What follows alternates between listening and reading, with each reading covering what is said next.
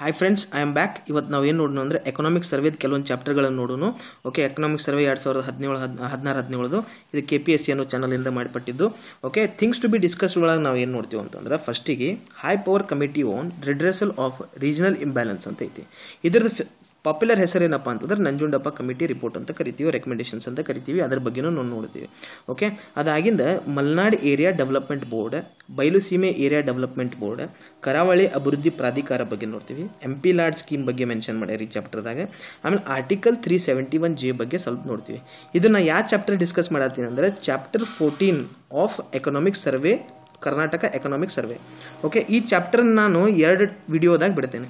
Okay, 1ನೇ ವಿಡಿಯೋದಾಗ ಇದು first 2 topics ಹೇಳ್ತೀನಿ, 2ನೇ ವಿಡಿಯೋದಾಗ ಏರಿಯಾ ಡೆವಲಪ್ಮೆಂಟ್ ಬೋರ್ಡ್ಸ್ ಬಗ್ಗೆ ನಾನು ಹೇಳ್ತೀನಿ.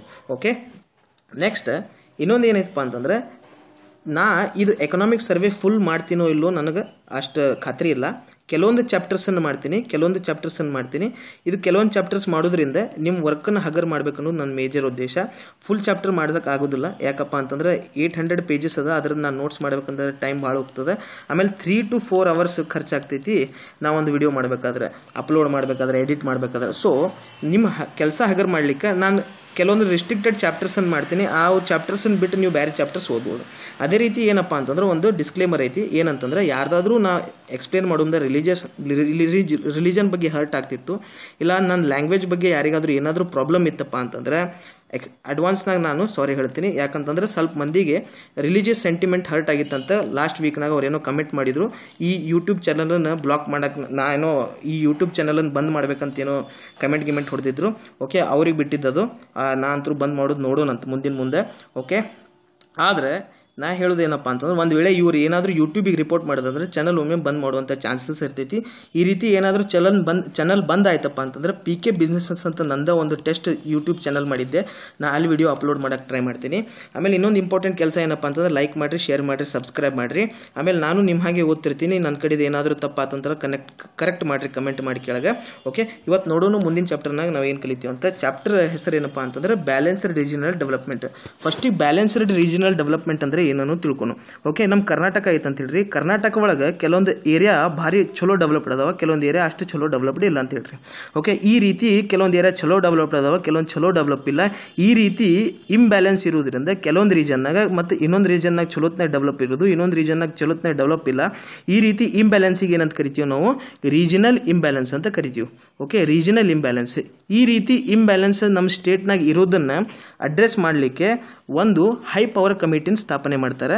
ಆ ಹೈ ಪವರ್ ಕಮಿಟಿ ಹೆಸರು ಏನಪ್ಪಾ ಅಂತಂದ್ರೆ high power committee on redressal of regional imbalance ಅಂತ. ಯಾವಾಗ ಸ್ಥಾಪನೆ ಮಾಡ್ತಾರೆ ಅಂದ್ರೆ 2002ರಿಂದ 2002 ಒಳಗೂ ಈ ಕಮಿಟಿ ವರ್ಕ್ ಮಾಡ್ತೈತಿ. ಓಕೆ, ಈ ಕಮಿಟಿದು ಪಾಪ್ಯುಲರ್ ಹೆಸರು ಏನಪ್ಪಾ ಅಂತಂದ್ರೆ ಡಾಕ್ಟರ್ ನಂಜುಂಡಪ್ಪ ಕಮಿಟಿ ಅಂತ ಕರಿತೀವಿ ನಾವು.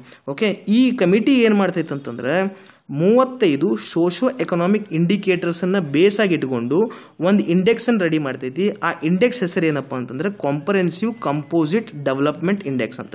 Okay, comprehensive composite development index 35 socio economic indicators ಅನ್ನು ಬೇಸ್ ಆಗಿ ಇಟ್ಕೊಂಡು ಒಂದು ಇಂಡೆಕ್ಸ್ ಅನ್ನು ರೆಡಿ ಮಾಡ್ತಾರೆ. ಆ ಇಂಡೆಕ್ಸ್ ಹೆಸರು comprehensive composite development index.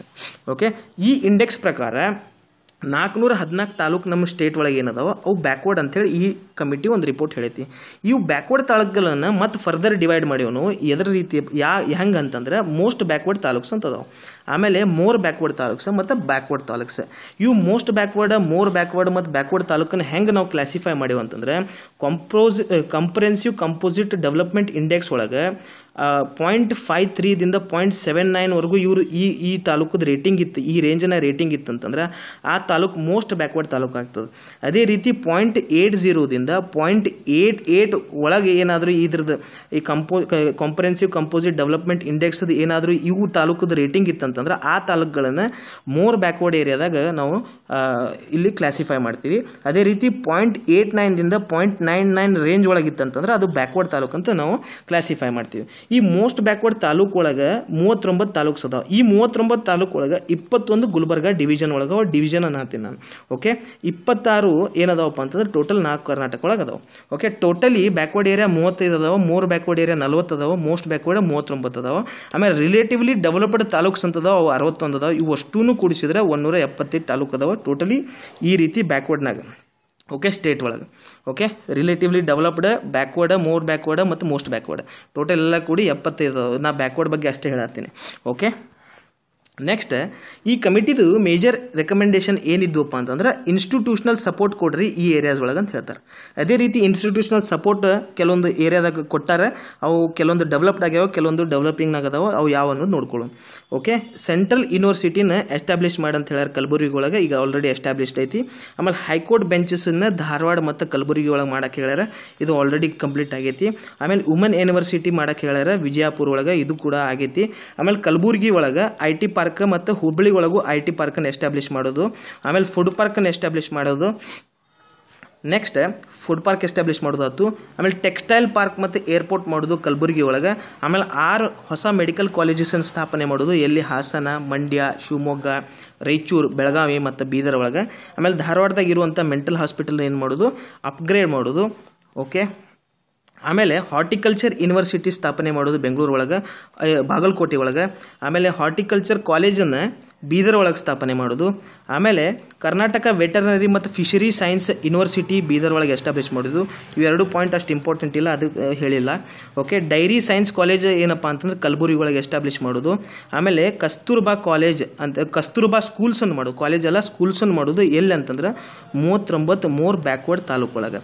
Okay 39 most backward taluk ಒಳಗೆ ಕಸ್ತೂರ್ಬಾ ಗಾಂಧಿ ಗರ್ಲ್ಸ್ ಸ್ಕೂಲನ್ನು ಸ್ಥಾಪನೆ ಮಾಡೋದು.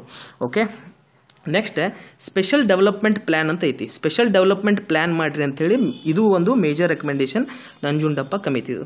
ಓಕೆ ಈ ಡೆವಲಪ್ಮೆಂಟ್ ಪ್ಲ್ಯಾನದ್ದು ಏನು ಅಬ್ಜೆಕ್ಟಿವ್ಸ್ ಅದ ಅನ್ನೋದು ನಾವಿಲ್ಲಿ ನೋಡೋಣ. ಓಕೆ 414 ಬ್ಯಾಕ್ವರ್ಡ್ ತಾಲೂಕು ಏನದಾವ ನಮ್ಮ ಸ್ಟೇಟ್ ಒಳಗೆ, ಅವನ್ನ ಮೋರ್ ಬ್ಯಾಲೆನ್ಸ್ಡ್ ಡೆವಲಪ್ಮೆಂಟ್ ಕಡೆ ತರಬೇಕಪ್ಪ ಅಂತಂದ್ರೆ, ಮೋರ್ ಬ್ಯಾಲೆನ್ಸ್ಡ್ ಡೆವಲಪ್ಮೆಂಟ್ ಕಡೆ ತರಲಿಕ್ಕೆ ಇದ್ರದ್ದು ಒಂದು ಮೇಜರ್ ಡೆವಲಪ್ಮೆಂಟ್ ಪ್ರೋಗ್ರಾಮ್ಸನ್ನು ಇಂಪ್ಲಿಮೆಂಟ್ ಮಾಡೋದು ಇದೇನಪ್ಪ ಅಂತಂದ್ರೆ ಇದ್ರದ್ದು ಮೇಜರ್ ಆಬ್ಜೆಕ್ಟಿವ್. ಓಕೆ ನೆಕ್ಸ್ಟ್ ಏನು ಮಾಡೋದು ಅಂತಂದ್ರೆ ಕೆಲವೊಂದು ಸೆಕ್ಟರ್ಸ್, ಕೆಲವೊಂದು ಏರಿಯಾಸ್ ಒಳಗೆ ಎಲ್ಲಿ ಅಂತಂದ್ರೆ ಬ್ಯಾಕ್ವರ್ಡ್ ತಾಲೂಕು ಒಳಗೆ ಏನು ಮಾಡೋದು ಅಂತಂದ್ರೆ ಎಡಿಷನಲ್ ಇನ್ವೆಸ್ಟ್ಮೆಂಟ್ನ ಕೊಟ್ಟು ಗ್ರೋತನ್ನು ಎಕ್ಸಲರೇಟ್ ಮಾಡೋದು ಇದ್ರದ್ದು ಎರಡನೇ ಆಬ್ಜೆಕ್ಟಿವ್.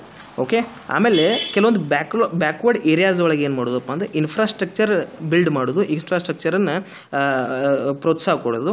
ಆಮೇಲೆ ಬ್ಯಾಕ್ವರ್ಡ್ ತಾಲೂಕ್ಸ್ ಒಳಗೆ ಕೆಲವೊಂದು ಸೆಕ್ಟರ್ಸ್ ಒಳಗೆ ಏನಪ್ಪ ಅಂತಂದ್ರೆ ಈ ಇಂಬ್ಯಾಲೆನ್ಸನ್ನು ರಿಡ್ರೆಸ್ ಮಾಡಲಿಕ್ಕೆ ಏನೂ ಇನ್ಸ್ಟಿಟ್ಯೂಷನ್ಸ್ ಇಲ್ಲ, ಆ ಇನ್ಸ್ಟಿಟ್ಯೂಷನ್ಸ್ ಇಲ್ಲ ಆ ಟೈಪ್ ಆರ್ಗನೈಜೇಷನ್ನ ಈ ಇಂಬ್ಯಾಲೆನ್ಸನ್ನು ಅಡ್ರೆಸ್ ಮಾಡಲಿಕ್ಕೆ, ರಿಡ್ರೆಸ್ ಮಾಡಲಿಕ್ಕೆ ಸ್ಥಾಪನೆ ಮಾಡೋದು ಇದ್ರದ್ದು ಒಂದು ಮೇಜರ್ ಆಬ್ಜೆಕ್ಟಿವ್.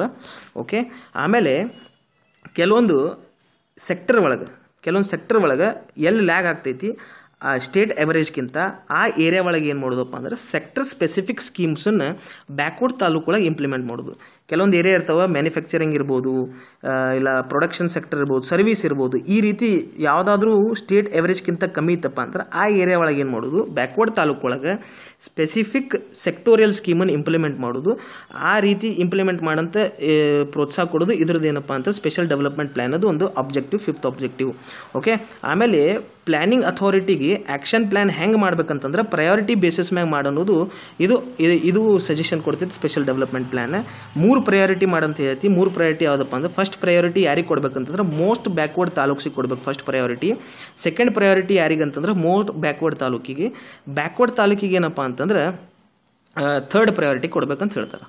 ಓಕೆ ಆಮೇಲೆ ಸ್ಪೆಷಲ್ ಡೆವಲಪ್ಮೆಂಟ್ ಪ್ಲ್ಯಾನನ್ನು ಇಂಪ್ಲಿಮೆಂಟ್ ಮಾಡಲಿಕ್ಕೆ ಒಂದು ಹೈ ಪವರ್ ಕಮಿಟಿ ಮಾಡ್ಯಾರ. ಆ ಕಮಿಟಿ ಯಾರು ಹೆಡ್ ಮಾಡ್ತಾರೆ ಅಂತಂದ್ರೆ ವೆಂಕಟರಾವ್ ಗೋರ್ಪಡೆ ಅವರು.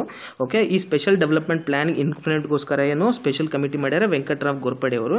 ಆಮೇಲೆ ಇದ್ರ ಬಗ್ಗೆ ನೀವು ಸ್ವಲ್ಪ ಚೆಕ್ ಮಾಡಿರಿ, ಇದ್ರ ಬಗ್ಗೆ ನನಗೆ ಸ್ವಲ್ಪ ಡೌಟ್ ಐತಿ ಈ ಪಾಯಿಂಟ್ ಬಗ್ಗೆ.